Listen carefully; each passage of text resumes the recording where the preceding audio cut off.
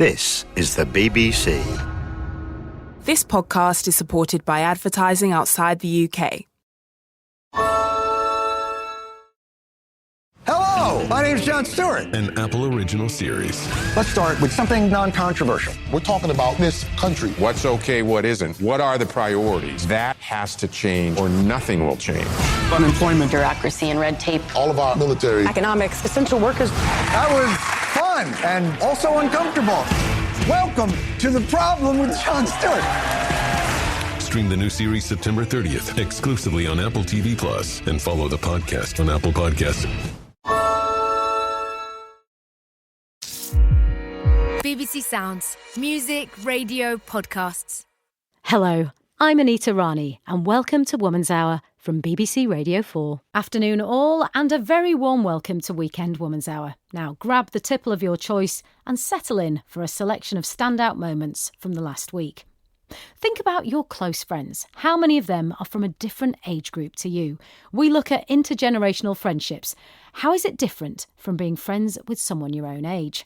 Then the actor Lashana Lynch making Bond history, causing a shake and a stir as the first black female 007. They literally made me a ninja. I walked in, I said, don't hold back. I played netball as a child. I did a bit of football. I'm in my body. And they were like, cool, are you down for doing a bit of wushu, a bit of boxing? I was like, yeah, sure, go for it. And then when we started, I realised they clarified that they were training me for life. How cool is that? Then the woman whose husband of 15 years became a COVID conspiracy theorist, and the Woman's Hour listener who wanted to share her experience as a late-life lesbian under her pen name Flick Bayliss. She's written some lesbian erotica. All of that on a Saturday afternoon. You're welcome. But first, rage, disbelief, unimaginable sorrow and more rage. Some of the emotions pouring out of women all over the country as we learned some of the horrific details of Sarah Everard's last hours at the hands of the policeman Wayne Couzens. We learned he kidnapped Sarah under the guise of a false arrest before raping and killing her. On Thursday, he was given a whole life prison sentence. Listener and freelance journalist Kat Brown had this to say. It would be so nice to get through a week, a month, a year without descending into a feeling of helpless, cold, hard rage. When are women going to stop being murdered by men? Not just women, obviously, just anybody that a certain type of man decides to prey on, basically. And that's the feeling. It's impossible to feel like a safe, responsible, capable, empowered person when you could be taken at absolutely any moment, even when you're doing everything in heavily inverted commas, right. The rage that has poured out of people, of women in particular, on social media yesterday, I mean, it was palpable. And that's why I'm speaking to you. I saw some of your messages. Rage is something that is born from frustration, whether it is from feeling impotent about something. And in this instance, I think it's the fact that it's not just Sarah Everard who's appalling treatment and ending, because that's what it was. It wasn't ending, was detailed so incredibly graphically yesterday. And what an appalling experience for her parents. But it's also, it's linked up with Bieber Henry and Nicole Smallman last year, and police swapping messages about them and photographs and laughing about them. It's about Sabina Nessa. It's about Julia James. And it's about the 118 names that Jess Phillips, the MP, read out earlier this year, as she does every year, a full 4 minutes of women who have been killed due to male violence. The journalist Kat Brown there. And on Thursday, Emma spoke to Zoe Billingham, one of the top inspectors at Her Majesty's Inspectorate of Constabulary. She is responsible for inspecting 15 police forces, including Kent Police, where Wayne Couzens used to work, and was accused of indecent exposure in 2015. 2 weeks ago, on the day Sabina Nessa was murdered, Zoe published a damning report into the way an epidemic of violence against women and girls is being handled. She called for the prevention of these crimes to be taken as seriously by police and government as counter-terrorism. That report was commissioned by Home Secretary Priti Patel in the wake of Sarah Everard's death. Emma began by asking Zoe Billingham for her reaction to hearing the details of Sarah's murder. Deep, deep anger. Deep anger that a serving police officer was able to abduct a beautiful young woman from our streets and kill her in the most horrific manner. And I think this is a watershed moment for policing. I think that we cannot abide by the narrative that this was a one-off, that he was a bad un. And I think every force now in the country must look to re-establish trust and legitimacy, because what Wayne Couzens did to Sarah Everard has struck a hammer blow to the heart of policing legitimacy in England and Wales. It needs to be treated as thus, and I'd call on every force in the country to now account immediately, not tomorrow, today, to account immediately to its communities as to exactly what it's going to do to ensure that this can never happen again. And there are a whole range of things that I would expect the police to be doing to make sure that they are vetting, that they are screening, that they are scrutinising, that they are asking themselves, what type of person do we want in policing? What checks and safeguards are we going to put in place to ensure this can never happen again? I'll talk about the police more broadly in just a moment, but we do also know that Wayne Couzens was accused of indecent exposure 6 years before he murdered Sarah Everard. Kent Police, which I believe comes under your watch, is now being investigated by the Independent Office for Police Conduct, the IOPC, over whether it handled the allegations in 2015 properly. The IOPC, we should say, is also examining allegations that the Met Police, which is where he then moved to, did not investigate adequately another claim that Wayne Couzens had exposed himself. That alleged incident happened in South London only days before the killing. You inspect Kent Police. Why wasn't this spotted? How was he allowed to keep on keeping on? And of course, Emma, it's absolutely vital that the Independent Office of Police Conduct reviews these cases and reports very rapidly. I led a report not that long ago looking at the abuse of position by police officers for sexual purposes. I called it Shining a Light on Betrayal. And what was very clear to me, very clear, and we made very significant recommendations to policing, is that the police have not got in place, in most places, sufficient resources in their counter-corruption units to be able to identify poor behaviours, suspect behaviours, areas where male officers may be looking to have inappropriate relationships with victims. They weren't putting their resources into the counter-corruption units effectively to be able to prevent these sorts of abuses of position happening. We were also really concerned that police officers weren't being appropriately vetted. And again, this is an issue that we raised. We were very clear that when police officers transfer from one force to another, that's a point in time where a question has to be asked, why is that person transferring? Anecdotal evidence, and it was only anecdotal evidence at the time, told us that people move forces and jump before they're caught out.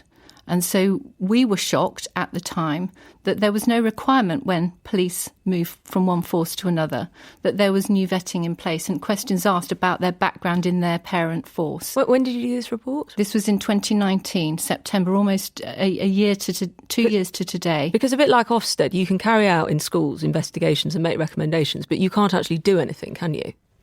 The only thing that we can do is go in, shine a light on behalf of the public and make recommendations. I mean, Ofsted's different, I should say, in other ways, but just trying to bring it alive to our listeners what your role is. Precisely. Our power is to go in, shine a light, make recommendations. So were those recommendations taken? So in terms of the question around whether or not transferees are vetted appropriately, yes. I'm pleased to say that immediately the National Police Chiefs Council... But until 2019 in this country, you could move from police force to police force without being vetted before you joined the new police force. Quite extraordinary, isn't it? Yes, that was the case and that's what we exposed. And to come back to Wayne Couzens and Kent Police, which you cover as part of your inspectorate, can I ask you that question again? Why is Kent Police now being looked into? Why wasn't this looked into at the time properly? Well, quite rightly, you're asking that question, Emma, and quite rightly. Yes, but I'm not in your job.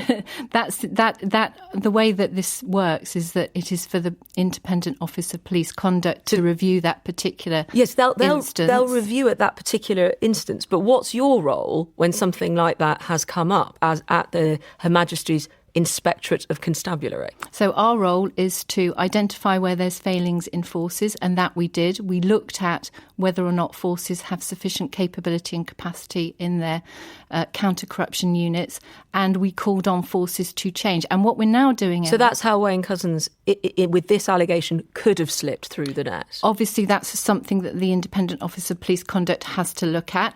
I suppose what I'm driving at is, who is policing the police? Do you think, you're stepping down now, I should say, as well to our listeners, do you leave feeling like anyone is effectively policing the police in this country? I feel that this case has exposed great concerns for women and girls in England and Wales, and I feel that much more needs to be done in order to change the position that we find ourselves in. I think it's absolutely vital. So is that as a no? we're now doing, Emma, we are going back into forces. As we speak today, we are back in forces, checking again whether or not the suggestions, the recommendations that we demanded have actually been acted on. And if they haven't, then we will say again that something needs to change, that action needs to be taken. And what I'm saying today is that we cannot write off the act of Wayne Couzens, which is a betrayal for all officers, staff and PCSOs. We cannot write that off as that's a one-off. We must insist that police now ensure absolutely there are systems in place to stop this happening again for the future. So do you not think there are systems in place right now? That's what I'm trying to drive at. Do you not think that? You can speak freely, you're leaving. Go on. Quite clearly, what we found when we looked at this is that there weren't systems in place. So do you still not think, today, speaking to me on the day Wayne Couzens is being sentenced, do you still not think there are systems in place? I think we still need to be shown by police forces themselves. They need to stand up and account to their communities that they do have those systems in place, because you're not convinced they are. We have yet to see and say with certainty that this may not happen again. And so therefore, you can't say to our listeners today with that certainty that. I don't think I can.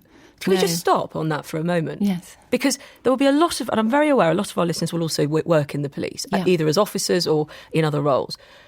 And they will be thinking, this is an extraordinary case because it doesn't happen that often. It's not normal to be arrested, falsely arrested, I should keep stressing, by a police officer and then have what happened to Sarah Everard. It isn't the norm at all. But there will be and could be a disproportionate impact, as you've been saying, on women's ability to trust the police. Yes, absolutely. That's the bigger damage as well here, as well as the huge unimaginable loss to the Everard family that I do not wish to lose sight of. But you're sitting here as the outgoing, one of the top inspectors at Her Majesty's Inspectorate of Constabulary, saying you cannot say to our listeners today that you believe that there are systems and processes in place within the police forces right now to make sure this never happens again. I can't say that. From what I've seen most recently when I looked at this, no, I can't say that. But what I can say today... Why don't you think they've got them? Because a whole range of reasons. I think that the forces have not necessarily treated as the highest priority a whole range of issues relating to violence against women and girls, male violence against women and girls. What we found in our report when we looked at, as commissioned by the Home Secretary following Sarah's tragic death, is we found that actually within policing, these crimes against women and girls are simply not being prioritised in the same way as other crimes. At night, how safe would you feel going to a male police officer with a problem? At this moment in time, like any other woman, I have concerns and reservations, and that's why I say today we cannot dismiss Wayne Couzens as a one-off, as a rarity, as an aberration. We must see every single police force in England and Wales now stepping forward to tell its communities precisely what it's doing to ensure that women are safe. Emma speaking to Zoe Billingham. The Metropolitan Police Commissioner, Dame Cressida Dick, has said Sarah Everard's murder has brought shame on the force, admitting a precious bond of trust has been damaged. Many people have, however, called for the Commissioner's resignation, including a number of MPs and campaign groups. Yesterday, I spoke to Dame Vera Bird, the Victims Commissioner for England and Wales, and I began by asking her if she thinks Dame Cressida Dick should resign. I truly don't think that that's something that the Victims Commissioner should be expressing a view about. So you don't have an opinion either way? I certainly do have an opinion. But you're not going to share it with us. I feel that it's not for me to express that view. Supposing I say one thing and say she goes, then the next time a victim's not treated well, they will say, perhaps, well, should the Victims Commissioner really have talked about the Metropolitan Police? No wonder they're not doing a good job because she got rid of their leader last time. And if I say she should stay, the opposite will be the case. My interest is victims. My responsibility is victims. There is no doubt whatsoever that particularly females, victims' faith in the police has collapsed. But this is the pinnacle of it. This is the worst bit of it. It is dreadful that this was a police officer. Believe you, we did a survey a year ago which showed that only 5% of rape complainants thought they could get justice by going to the police then. So this collapse is at its worst and its highest now, but it is not a new thing. There is really very little faith by women in how the police deal with violence against women and girls. And frankly, scrapping one individual in the hope that, Superman is waiting in the wings and can put it all right is not a very realistic. I should say that we have, of course, reached out to Cressida Dick to join us, and she did decline the offer. In that case, Vera, I'll ask you what you think about the way the Met Police have reacted, how they've reacted to what's happening. Is it satisfactory in your view? No, I think that, firstly, I'm very pleased if they think that they can put forward a positive strategy that will impress people. Let's give them that opportunity. But honestly, another piece of paper that we can put on the shelf isn't going to make the difference. It has been very clear for a very long time. It's 80 women who've been killed since Sarah, including Sabina. And all of the outcry that there was around Sarah's death, 180,000 women wrote to the government's Violence Against Women and Strategy. The Inspectorate of Constabulary, I think you had Zoe Billingham on yesterday. Yes, we did, yeah. She led that brilliant report. Well done to the Home Secretary for commissioning that in-depth look at the police. It concluded there is an epidemic of violence against women and girls, and the police have failed to protect them against it. They've got better. I'm in no doubt they've got better over the last decades, but it's extraordinarily patchy. And, one has to look at the real problem that probably innate sexism runs through the police, probably more deeply than it runs through society, though it remains a big factor in society. Attitudes that women are, not so valued for anything but their sexuality. And so they are not treated as people. Why do you say that, Vera? People, I mean, this is just my, cheap assessment from my own experience. Isn't the fact that in society now, there is a permissive quality to the fact that women are seen primarily as sexual creatures, not wholly as sexual creatures, but they are, I still think, seen in that fashion. That's the first. But you've just said you just said that you think it's worse in the police than in society. Why did you say that? If that was I think it's probably the nature of policing. In what way? First of all, it's still very male. And even though there are some women chief constables, there are obviously not enough. There is no critical mass of female officers to change the culture. The culture remains male dominated. I have heard people say that, you can be gay, you can be black, you can be a woman, but actually that's all fine in the police as long as you behave like a straight white male. There is a need for a sense of collegiate nature about the police because they have to deal with public order stuff. They have to know they can rely on each other, but that can tend to bond into a sort of brotherhood. And I say that probably another reason that it's worse in the police is because of the nature of why people go into policing. Quite often it's a bit of an action man thing, not quite military, but not far off it.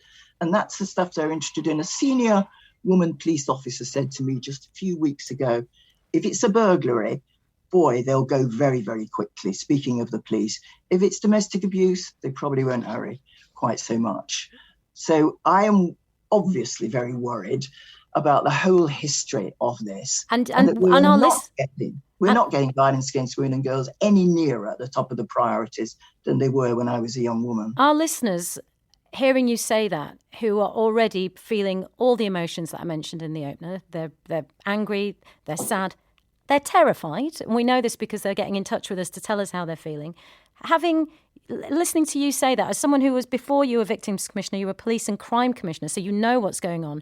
How is that going to feel that they can trust the police, which is a conversation that's going on more widely? How can women possibly trust the police if they've just heard you say that?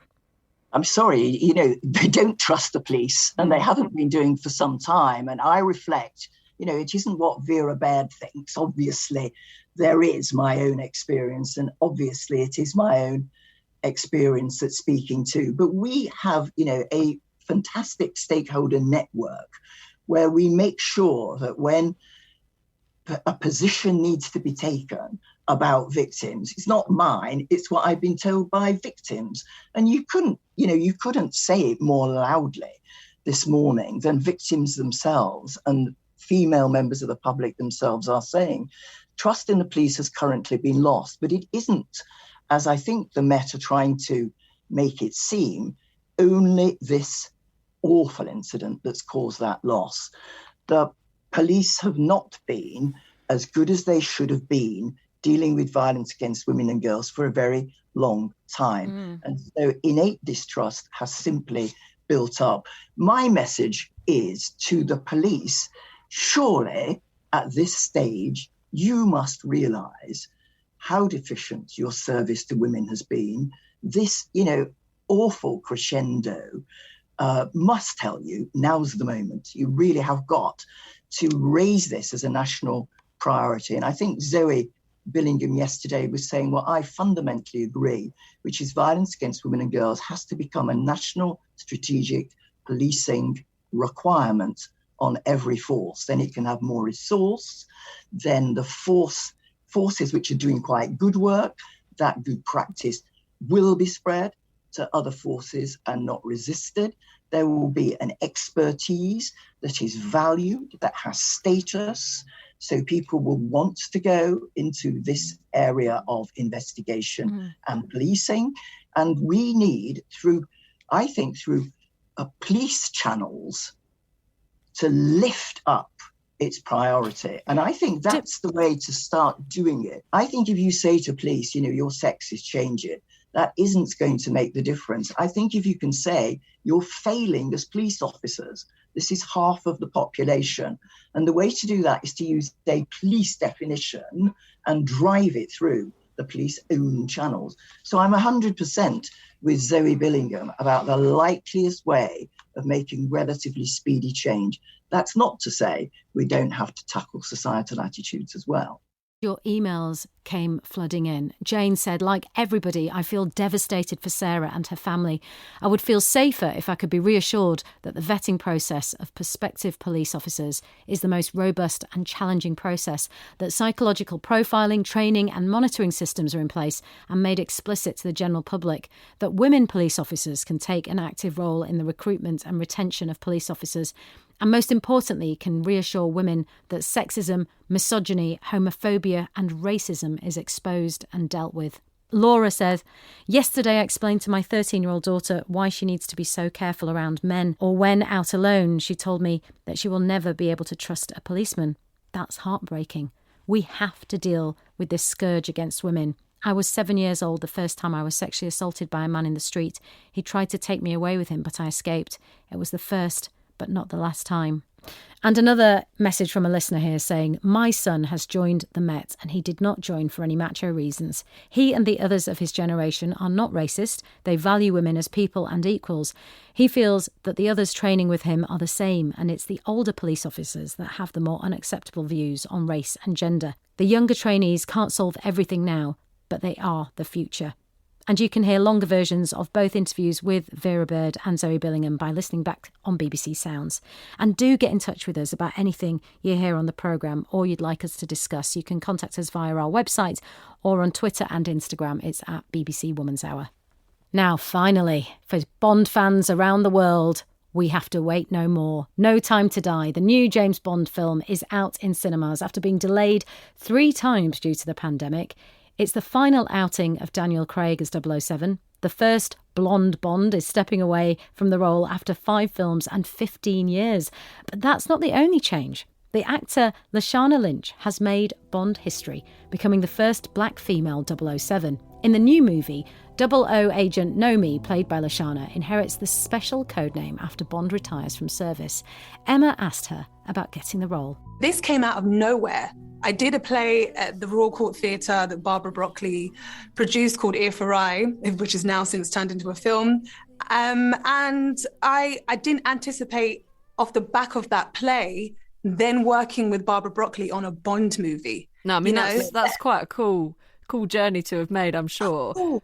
But so cool. But I suppose I also meant it because, you know, you say the words James Bond and then you talk about being a Bond girl in inverted commas. And while there have been some hugely glamorous, you know, amazing women, strong, powerful women associated with that, it's also not always associated with good things for women. And because of that, me walking into the room and actually having discussions with Barbara, Kerry and Daniel at the same time, I knew that the leaps that they'd made over the last few years, especially since Daniel joined the franchise, this was just going to be a continuation of that work. I saw exactly where Barbara was speaking from. I saw Kerry's vision, and I knew exactly the things that Daniel stood by, which made me feel confident that this character wasn't going to be standing behind anyone. She was going to be there in her own right, doing her own thing, busting balls, and I love it. And I bought straight into it, and that's exactly what we provided on this screen. Bond, you don't mind a shot or two whilst at work, shall we? Well, I haven't had a drink for 3 or 4 hours. Wow. Doesn't sound like you. I love that you've also spoken about, you know, wanting to be good to your body and health and fitness, and that you asked them to make you a ninja, and they have. What do you mean by that? They literally made me a ninja, Emma. I walked in and I said, don't hold back. I'm good. I played netball as a child. I did a bit of football.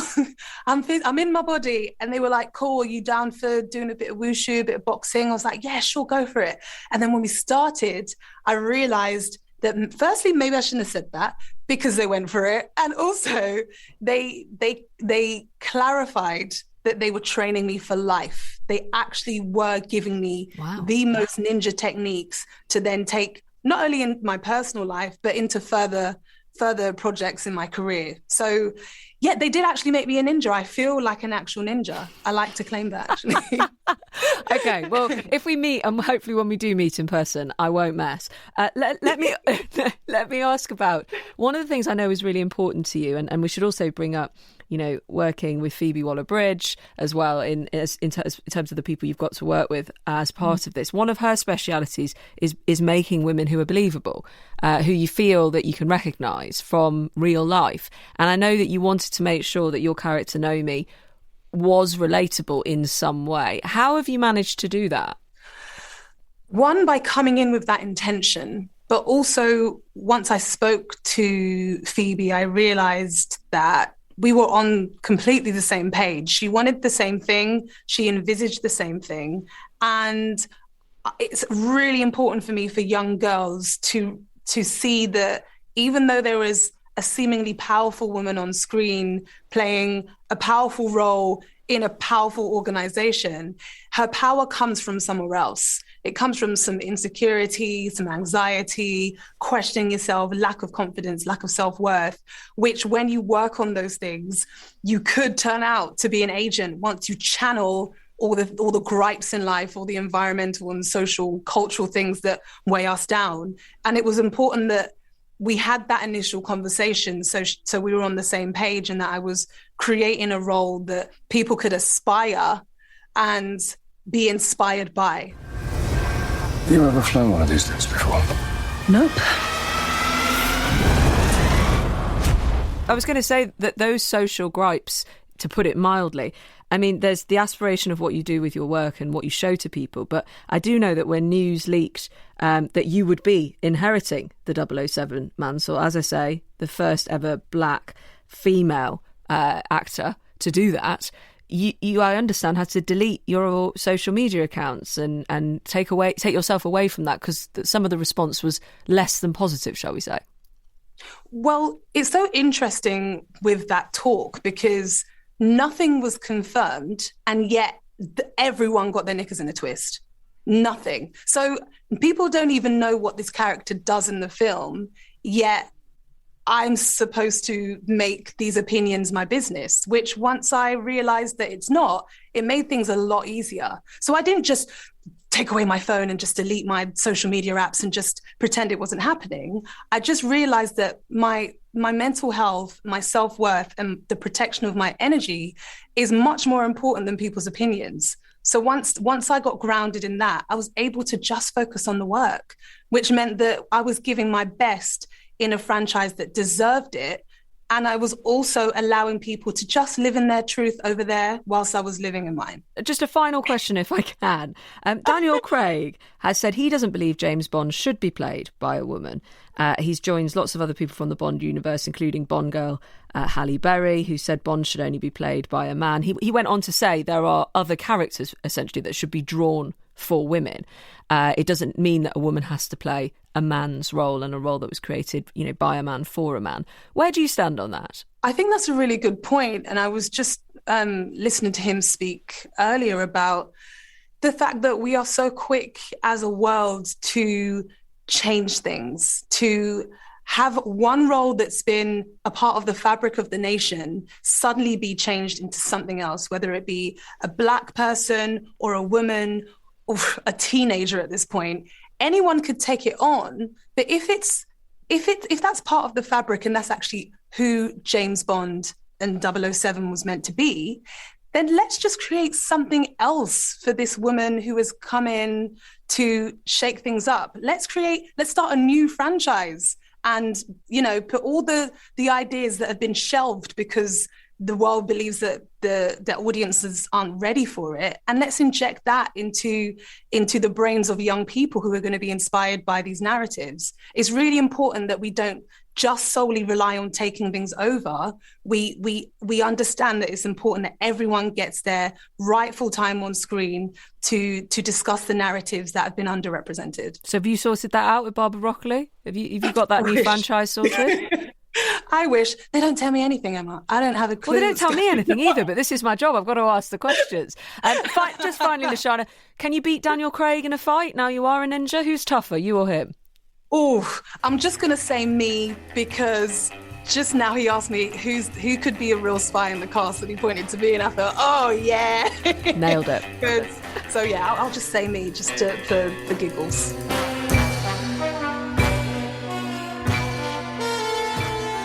What a badass. Lashana Lynch, No Time to Die, is out in cinemas now, and I, for one, can't wait to see it. I'll have to make sure I have a nap before I go, though. I hear it's very long.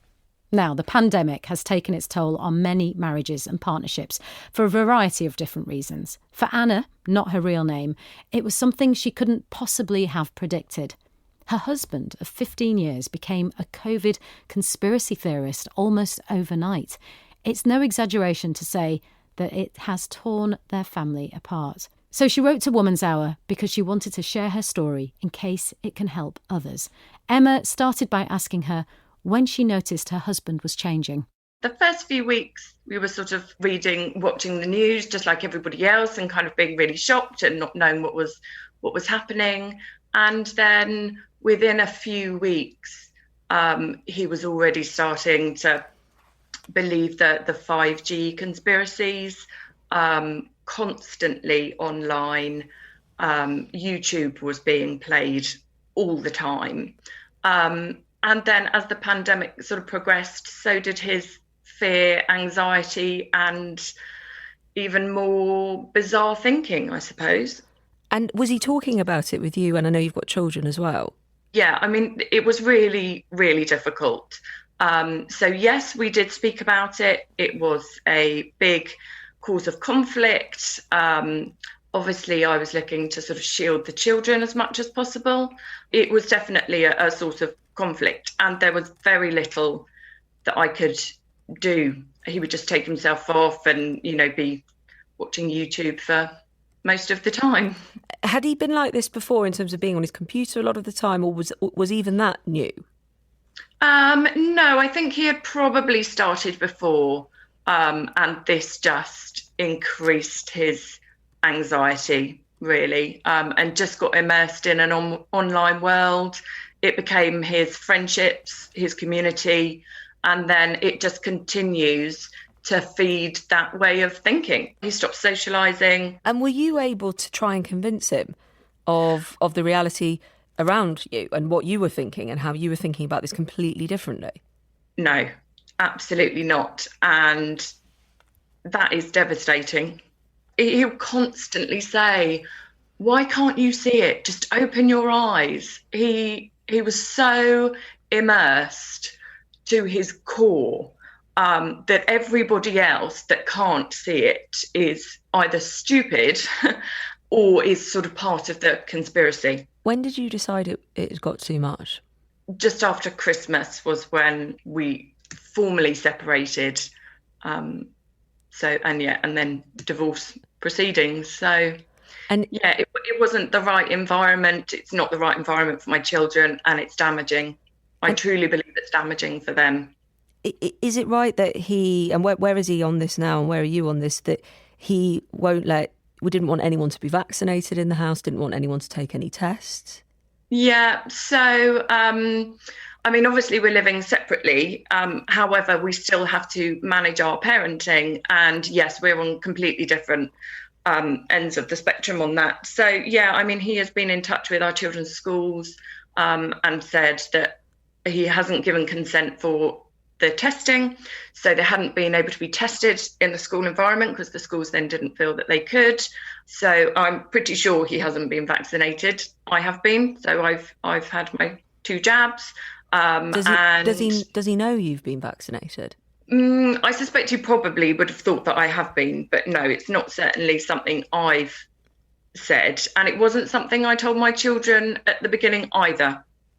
I wanted to sort of get both vaccinations and then be able to tell them a little while later that I've been vaccinated. This must be very hard for them to process, for your children to try and take in.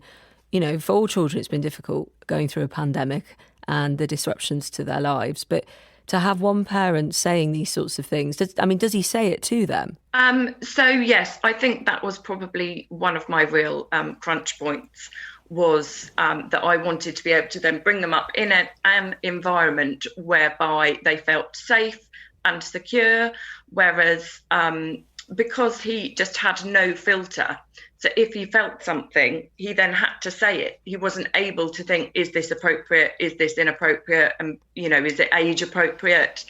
So therefore, he has said things to them. Absolutely. Incredibly difficult for them, incredibly complex, because I don't want to bring them into a position whereby they feel they have to choose which parent is right, which parent do I love the most, which parent do I trust the most. So moving forward, I think I just need to do it really slowly with them. But are they old enough to reason and have these sorts of conversations and to tell them that their father's been influenced? Yes, yeah. And that has been sort of part of the process that we've gone through. And we've had counselling as well. So that's been really helpful. They've helped me guide conversations that I can have with them. So that's been really good. But I think anything like this, though, where there is high conflict between parents, whether it's this or something else, I think you just need to take it really slowly. Do you feel like you've lost your husband to COVID conspiracy theories then? Yeah, absolutely. Well, we are now getting divorced, so... No, but I didn't know if there was anything beforehand in the marriage that you felt was not right leading up to this, or this has really come out of the blue for your relationship? Okay. Yeah, I think there were other issues. So I think what has compounded his what I would consider paranoia was substance abuse, and that would be he was quite a prolific cannabis user. So yeah, I mean that's obviously been an issue because it's not something I do. So yes, that had been an issue, and I think that's certainly compounded his paranoia with the COVID conspiracies, definitely. Who do you hold responsible for the influence he's come under? You've mentioned drugs there, so I presume in some way you hold him responsible for part of that. But there is, of course, a lot of factors going on with the spread of lies and misinformation. Yeah, absolutely. I think ultimately, as an adult, you are ultimately responsible for yourself. However, absolutely, the spread of misinformation, the fear, the algorithms, because that is all he sees, because that's all that's thrown at him online, is huge. I think misinformation is going to be one of our biggest problems moving forward, because it breaks down society. He no longer trusts anybody. So he didn't trust me, his wife, and he didn't trust the government. You then stop trusting your police, your teachers. You think your doctors are lying to you. So it actually breaks down all sections of society. And that's terrifying. And if you are going through something right now that you would like to talk to us about on Woman's Hour, then please do get in touch with us. We'd love to hear from you. Just go to our website and send us an email. Now, friendships. Well, a certain kind of friendship.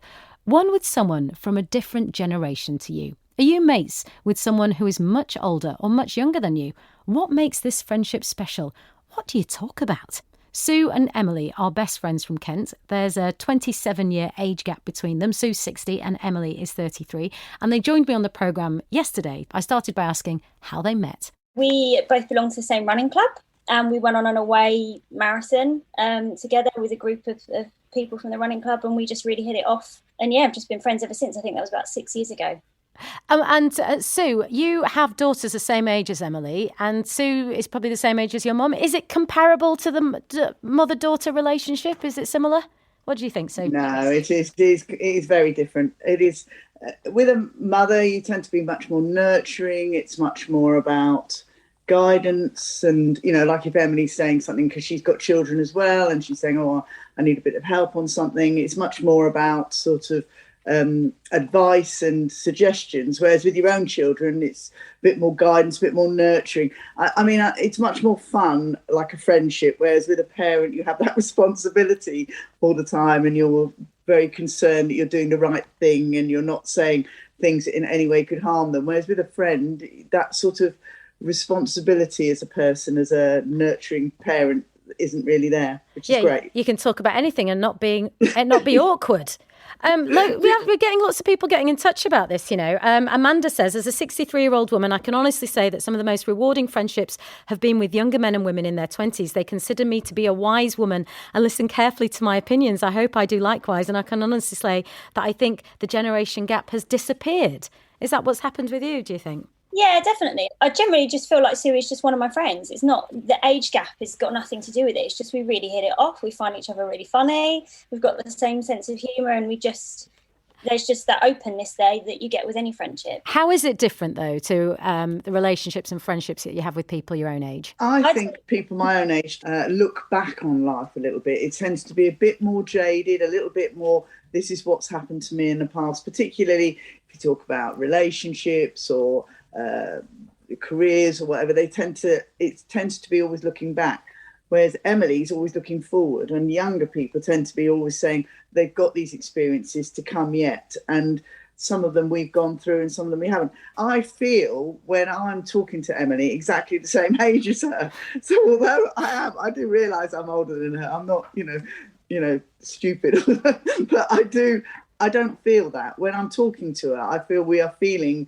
the same things about the same as you do with your friends. But then sometimes, like, she's got young children and my children are grown up, and you then feel sometimes she'll be, concerned about something. You feel you have to then offer advice because you've been there and done it. Emily's into women in sport. It's a big issue for her. She's very trying to promote it massively. And so she's talking much more from the younger perspective, and I will be then. But that's probably, it's really interesting though, isn't it, to hear the younger perspective. Life has changed quite a lot in the last 30 years and sort of different perspectives. What do you think, Emily? Definitely. I feel like I've got my friends, I've got my really close group of girlfriends that I went to school with at the same age as me. We feel like we're all in it together. We've got the same struggles. We've got young kids. We're married. We have the same kind of issues. Sue's been through a lot of that. And so for me, it's having that person who has seen a lot more of life than I have and has just been through all these things, kids and marriage and all sorts of stuff, and being able to go to that person and have that other perspective that comes in. And for Sue to say to me, don't worry about X, Y, and Z. You need to be looking at the bigger picture and looking at this. And for me, it's just having that person that can go, forget all the stuff that you're annoyed about today. You've got all these fantastic things going on.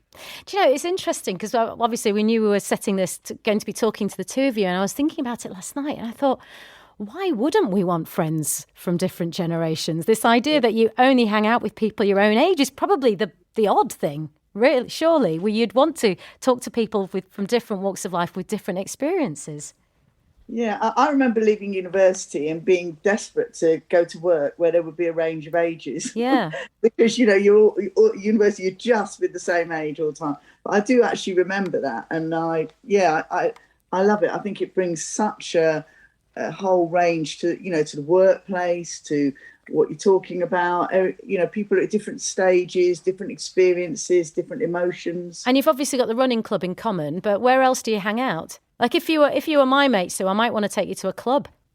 Would you come with me? Well, I would actually. Yeah. Good on you. Yeah, why not? No, I don't know. I think it's about just getting out there and doing things and being spontaneous, and I think that's a personality thing. I think that's the thing about Emily and I. We get on, and it's about personalities, and neither of us are ageist in the sense that, particularly from Emily's point of view, I don't feel that she talks to me differently because of my age. I think she just talks to me because I am who I am, and we get on. Yeah. And it's like we have the same sense of humour. We're quite rude to each other all the time. So we never fall out because we don't know if we're actually being rude or funny, Hayley, who is 60, wrote in to say, I have several friends in their 30s who I met at work. I really value these friends for their views, values and outlook, bringing a fresh and different perspective to my life. They relate to me as an equal, not as their mum.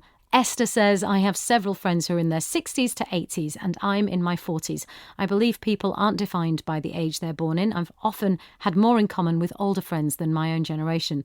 They've seen more, have great stories and introduced me to new experiences. And Jane writes in to say, I'm 36 and have 4 friends in their late 60s to mid 70s. 2 are retired work colleagues and 2 are a couple I befriended through the Ramblers a couple of years ago. They all supported me when I was having a rough time with poor mental health and I'm eternally grateful. I've since returned the favour and continue to offer whatever advice I can. I appreciate their wisdom and different perspectives on life, which is a calming influence when I tend to operate at 100 miles an hour. Highly recommended having friends from different age groups. Now, a regular listener mailed in to us to say that in her view, we've neglected the subject of what she terms late-life lesbians in our coverage of female sexuality and relationships. It's a group she hopes to serve with her collection of erotic lesbian short stories called The Awakening Life of Tessa James, which she describes as Bridget Jones meets 50 Shades. Her pen name is Flick Bayliss. What was Flick's own experience? Did she always know she was gay? I wouldn't say that I realised I was gay at 44. I think I finally confirmed it, but I'd been very, very confused about it since about 15 years old. And the reason I was so confused about it is that every effort that I made to explore it, which ranges from falling madly in love with a devout Christian who felt the same but couldn't go near it, through to a brutal experience with someone who was just cruel in a nightclub. Every effort that I made to try and explore it just kept pointing me to believe I wasn't gay, which I was very upset about because everything about me seemed to make so much more sense if I was. And I just was getting so frustrated because I generally don't fancy people very much. And the reason I laugh about being the world's least likely person to write such a book is because I've probably been celibate and largely disinterested in sex for most of my life. But it was in my early 40s, it really fell into place for me because I had started wondering if I was asexual, which didn't make sense because I had had some sexual experiences. But when I learned the word demisexual, everything fell into place. And demisexuality is where it's on the asexual spectrum, where you're generally not at all interested in sex until you meet someone that you feel a strong connection with. I think everybody would agree that sex is a more powerful thing when there is a connection. But this is slightly different. It's a wee bit like there's just zero interest until someone catches your interest. So it's like having zero appetite unless a roast chicken dinner is in front of you, but you would never eat a tuna sandwich because you're not hungry enough. You would only wait and want the chicken dinner. But it was so frustrating for me because, you know, you have no inner compass. If you don't know what you fancy and if you need a connection and you don't know what you like, I didn't know what I wanted. I had no compass to guide me. And I think that explaining that will be of comfort to a lot of people, you know, who perhaps go about their lives and don't even confront it, right? But when you did have that roast chicken put in front of you, in case you're this person is listening, I hope they like being compared. Did you understand it? How did you feel at that point? I honestly, you know, you see those scenes in films where a 17-year-old boy has just lost his virginity and he's walking down the street, swinging around lampposts and punching the air. Yeah. I was giddy with excitement. I felt about 20 feet tall. It was, and incidentally, by the time I'd learned the demisexuality thing, the person that I explored this with didn't turn out to be my roast chicken dinner. I just finally thought I need to go in here. And it was a straight woman who kind of pursued me a bit. So, and that was quite comforting to me as well, because it just made everything less scary because we were both new. And why do you think these narratives about women coming out later are lacking? I don't really know.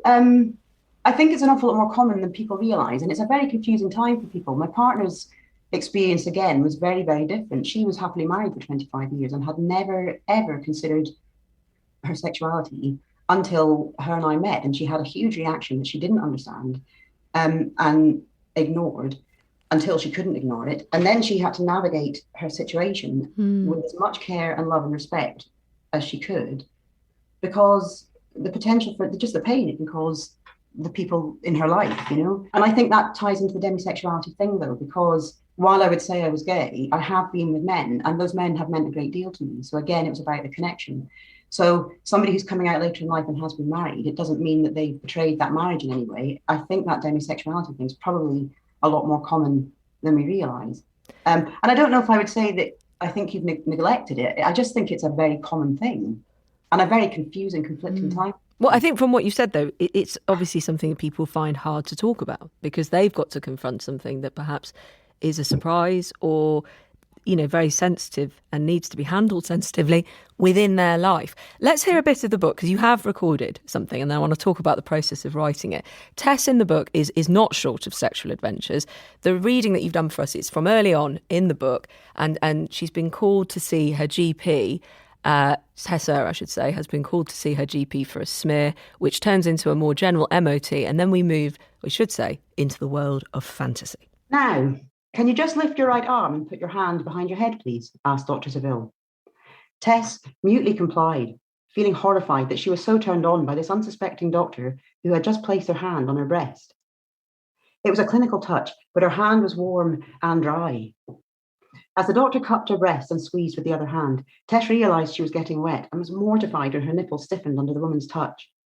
Is it cold? Are you okay? Asked Dr. Seville, continuing to touch Tess and looking her in the eye. How does that feel? Really good, Tess responded before realising what the doctor had meant. No, that's good. I mean, it's fine. It's not sore or anything, if that's what you mean. That's what you meant, right? Uttered Tess, horrified. God. Sorry, Tess chuckled in embarrassment. Breaking the eye contact, Dr. Seville's hand seemed to linger on Tess's breast for a second longer than was strictly necessary. And as she took her hand away, her fingers accidentally grazed Tess's nipple, causing a short, sharp intake of breath that Tess hoped the doctor hadn't noticed. Okay, that's good, said Dr. Seville with a nervous chuckle of her own. And now the other breast. The other arm. Put your other arm behind your head, please. Your left arm, It was at this point that Tess wondered if the doctor had become a bit flustered too. It was possible that Dr. Seville was just embarrassed by Tess's announcement that her touch felt good, but every sense in Tess told her the doctor was struggling in exactly the same way she was. Dr. Seville was aroused too. Tess didn't get any vibe that the woman was gay, but then in a professional setting, she maybe wouldn't anyway. However, she did think that the woman was turned on and felt a flush of shame, power, relief and fun as she wondered what the next 15 minutes might hold. There you go. There is a plot there about Tess's realisation about her sexuality. That's what it is. And the stories do move backward and forward in time. And that was the bit that we could read, I think, on the radio. Why did you feel, Flit, that you wanted to put it down on paper like this? It started off as fun. I had started going out with someone. We'd been together for about a month and I had to go away with work. And I wrote a story for a laugh to send back to my girlfriend at the time. And she came back saying, actually, it's quite a sweet story. It's quite good.